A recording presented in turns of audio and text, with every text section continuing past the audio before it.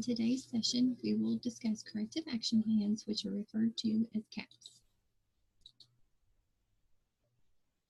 They are designed to document and resolve issues of noncompliance within the program. If CAPs are not followed, you should make participants aware of potential consequences by the specified timeline that is established, one of which could be potential program closure from PDS. Case managers, service advisors, and support brokers should introduce the importance of the CAP at the initial participant/representative training home visit to help give them a better understanding of the program. So when should you use a CAP? There are three main times to remember. The first is when the participant or representative is non-compliant with PDS regulations. Examples of this can include if a home visit is not made monthly or if the participants are partaking in activities that are not on the plan of care. You may also refer to the employer responsibilities and expectation forms. The second is when the participant, representative, employee, or family member presents a safety risk to the participant or others. Examples of this may be threatening or intimidating behaviors.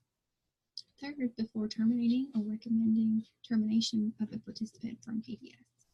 An example of this could be if a mother prevents the service advisor from entering the home to do a home visit. This is not required, however, it will help build a case if it escalates to this situation. Now that we have discussed when to use the CAP, let's discuss what needs to be included in them. First and foremost, they need to be completed on the DAIL Corrective Action Plan form.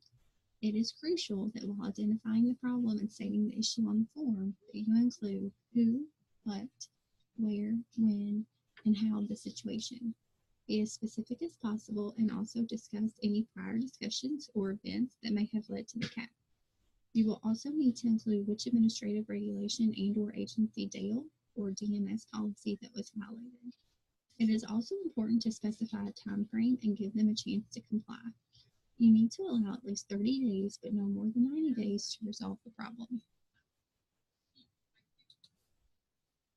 You will also need to establish prevention mechanisms and identify potential consequences for repeated offenses. Repeated offenses and offenders should be recommended for termination. Dates and signatures of the participant/representative and any other parties involved, including the service advisor, support broker, or case manager, need to be included on the CAP form. It's important that the participant or representative be informed that failure to sign a CAP may result in termination from the program. There will be times that participants or representatives will refuse to sign a CAP. At that point, you need to advise them that they will be recommended termination from PDS if they do not comply. After a CAP is completed, it needs to be placed in the participant's file. If a complex scenario should arise or if you have questions, please feel free to reach out for DAIL for possible strategies on proceeding.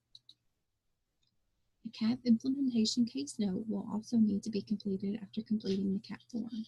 This will need to include the date the CAP starts, the timeline for resolution, as stated earlier, at least 30 days but no more than 90 days, and then any progress toward the resolution.